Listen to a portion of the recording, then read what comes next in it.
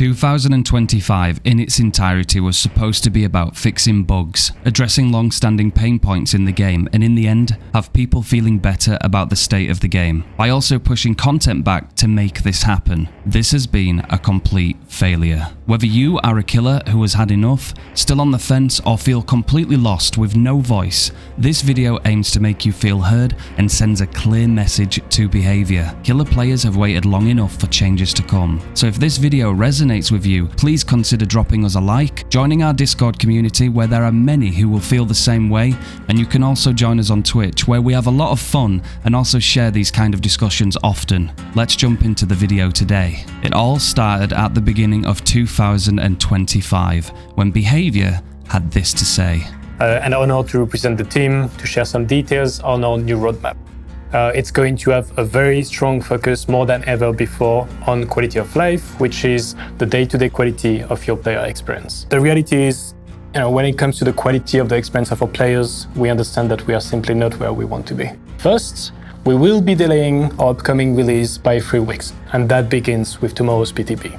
Beyond that, multiple other releases and events in the 2025 calendar will also be impacted in order to give us the opportunity to truly make this quality of life push a priority. And the updates we are working on will focus on addressing long-standing player pain points, improving current systems, and tackling critical bug fixes. Also, we often see complaints about the Go Next epidemic, about survivors hiding to hold matches or stage, and killers body blocking. We will be introducing designs to help with each of these issues. And of course, as with any work on any game, including Dead by Daylight, priorities might shift as we dig deeper into these issues, but it's our intention that most, if not all, of these issues will be meaningfully addressed in the coming months. But on top of that, I know this is important to folks too, we have a big list of bug fixes that we're going to be going through to help address a bunch of the long-standing pain points that you have in the game.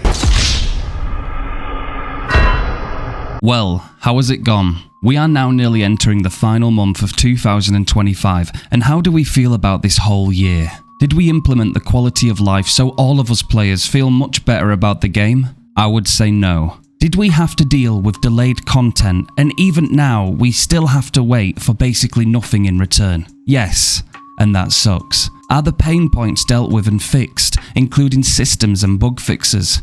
I would say no. And what about the DC and going next issue? Well, considering I have people DCing on the daily still, I would say no again.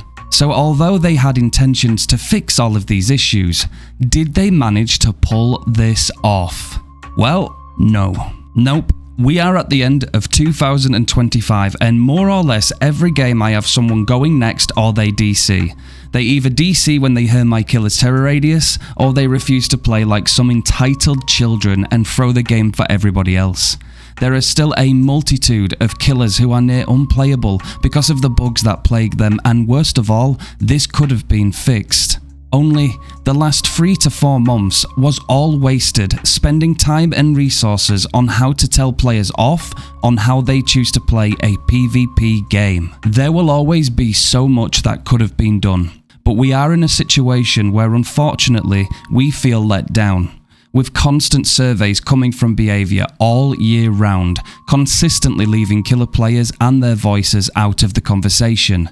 It was starting to look more and more like Behaviour, when stating they wanted to fix key points in the game, was in other words just trying to make life miserable for the killer player base. You see, Behaviour choosing to attack and punish players for using their brains to win in a PvP game would have been the exact same as punishing survivors for simply splitting on gens and playing efficiently. Which, yes, as a killer player can really hurt, but we understand why people do it, because it is efficient. This is how tunneling and slugging when needed are efficient as well. It's about playing to win, and in a PvP game, if a player wants to win, that is absolutely fine. This does bring me on to the next key point, however, which is gen speeds. I feel like we have had to endure so many iterations of band-aid fixes, and the mindset of just making new perks to try and deal with current bugs or issues. I believe this game needs some attention on making the game go a little slower. Not by punishing killers, because why not? But by managing the actual time it takes to do generators. It is insane that 4 survivors could all bring brand new parts and be very gen efficient and split on gens whenever someone is in chase, and the game can be over in absolutely no time at all. How is this respecting the killer player's time, like Behaviour like to discuss when it comes to people's time? Well, it isn't. It isn't respecting shit. There shouldn't be ways to do this. Behaviour need to look into these issues and seriously address them, because 9 times out of 10, the reason why killers tunnel is because of gen speed. So if survivors rush gens, which are their objective, then the killer can rush killing someone, and that is the exact same. Yet, we are saying it's not, and the killer is bad for killing. As killer, in the killer role, in a PvP asymmetrical horror game. Yeah, I know. It's hurting my brain too.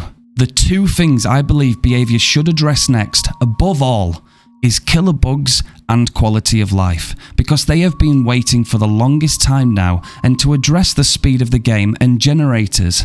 Yes, they can start on making the first time user experience better, which I agree is good. We need more education in the game for new players regarding the systems and more. That 1 killer is vital for every match of Dead by Daylight to start. If we are going to talk about respecting players' time, we need to talk about respecting all players' time, which of course includes killers. Now, I am not going to go into much else right now, gamers. I want to see what they decide to do next. I will say that the other day when they went back on Change's plan to punish killers for merely doing their objective was a mini W.